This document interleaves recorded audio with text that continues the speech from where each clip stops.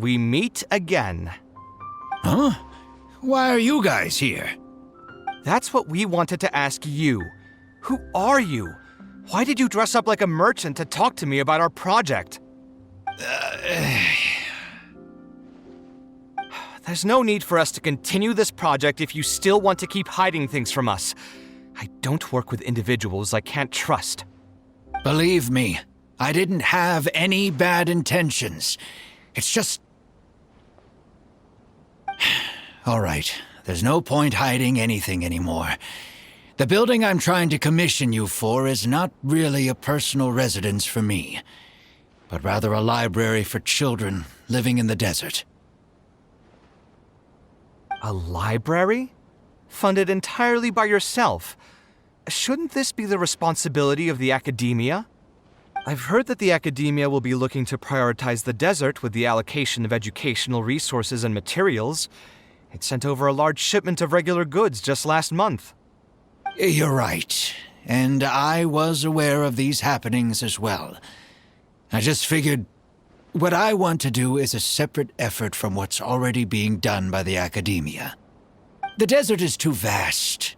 Even if the academia spends a lot of effort trying to disseminate knowledge in those parts, it might still take decades, if not centuries, to reduce the educational gap that already exists between the two regions.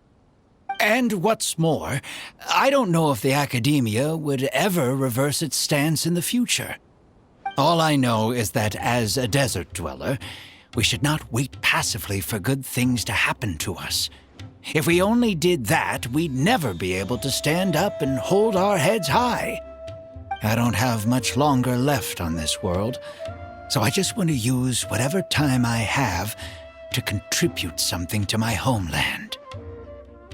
I didn't want you to know that I came from the desert. I've lived in the desert my entire life, and there wasn't anyone here that I could trust. I figured I needed as much safety as I could get. To the point that you even disguised your identity? That's certainly taking playing it safe to the next level. Hold on. Don't tell me you've also been scammed before. When I first came to Sumeru City, I brought a lot of Mora, hoping to find an architect that I could work with. Someone agreed to take on the project, and even took a sum of Mora from me, but then disappeared without a trace.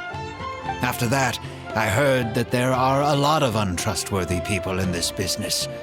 Some would run as soon as they've been paid, while others would deliberately use expensive materials and take a cut of the construction funding.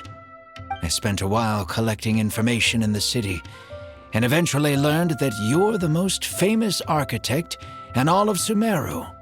I figured that you wouldn't need to make Mora by scamming people, so I decided to reach out to you.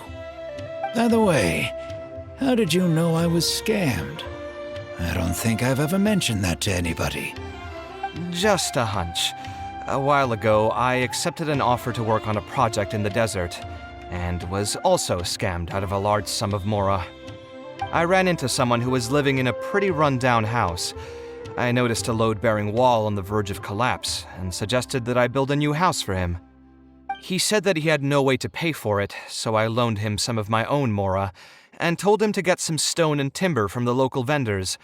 Soon after that, I found out that he had gone gambling with all the money, and lost everything, down to the last coin. And after that, he even borrowed Mora from me twice more, using a different excuse each time. I didn't even suspect him of any wrongdoing until he hired a group of mercenaries and tried to ambush me in his own house. According to him, I looked like an easy target because I was an academia scholar who didn't have any family or friends in the desert. What kind of person would just look at someone else and think, this guy looks like an easy target? Those kinds of things do happen every once in a while, yes. Folks like him are the exact reason why us desert dwellers' reputation have gone down the drain. I must apologize to you on their behalf. It's all right. You were also scammed by someone from Kasharwar, after all. I should apologize to you on their behalf. Ultimately, neither of our experiences had anything to do with the desert or the rainforest. People who are new to an area are always easy targets for criminals. Yeah, you'll find both good and bad people everywhere. I can't understand the logic of those who like to take advantage of others, but I have to accept their existence as a fact of life. Anyway, I digress. Let's return to the topic at hand. Did you keep rejecting my designs because you thought I was deliberately using expensive materials to take a cut as a middleman? That's what I was afraid of initially, yes. I eventually understood that you weren't out to cheat me. But unfortunately, I still don't have nearly enough mora to pay for the design you proposed. I've done the math and know that we should be able to make it if we cut some corners. However, after our conversations, I can see that you're passionate about your design, and I'm quite fond of the proposal as well. So, I decided to try and see if I can afford your proposal as is.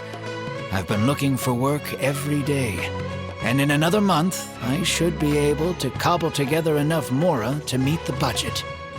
By cobble together, you mean you're going to spend your entire life savings on this project?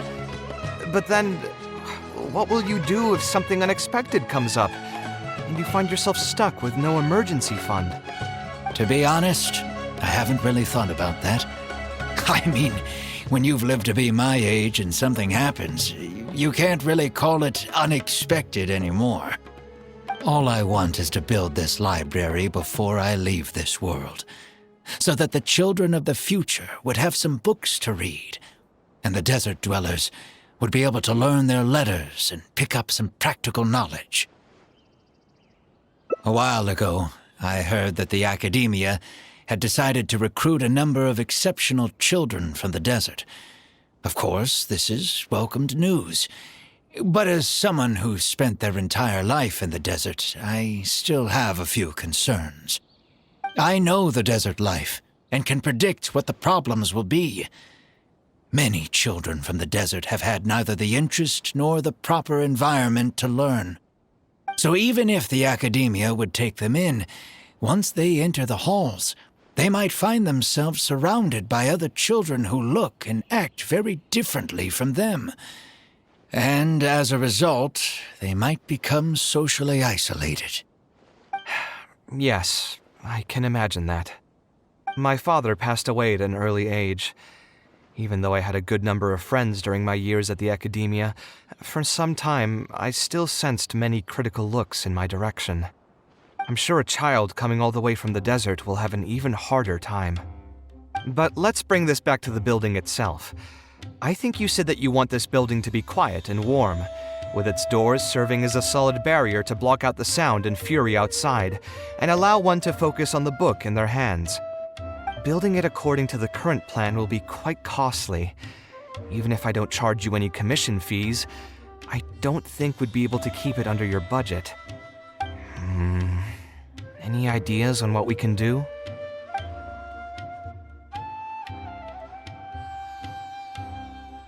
A slightly different style.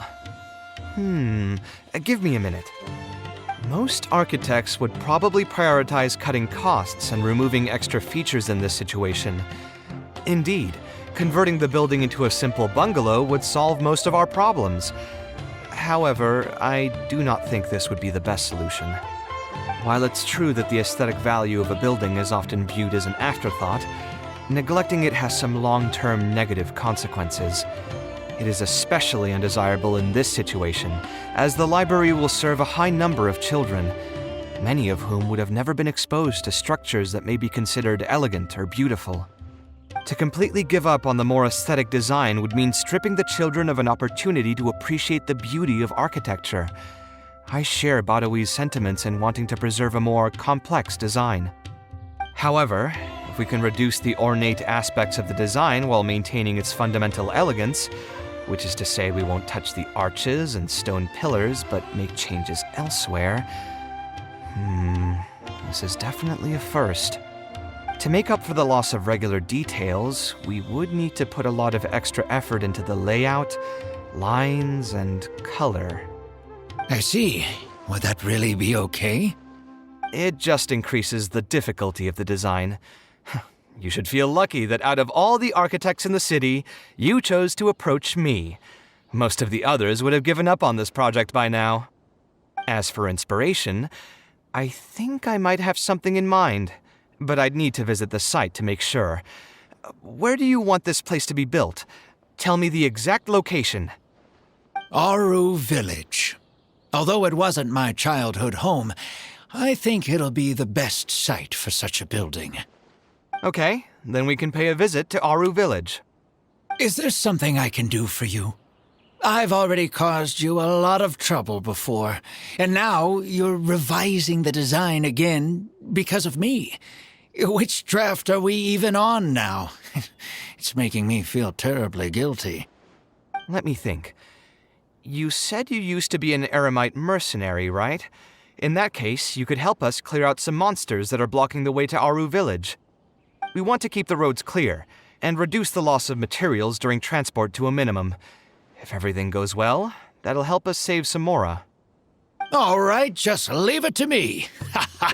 If there's anything I'm good at, it's clearing out monsters. What are you waiting for then? Let's pack up and get ready to go.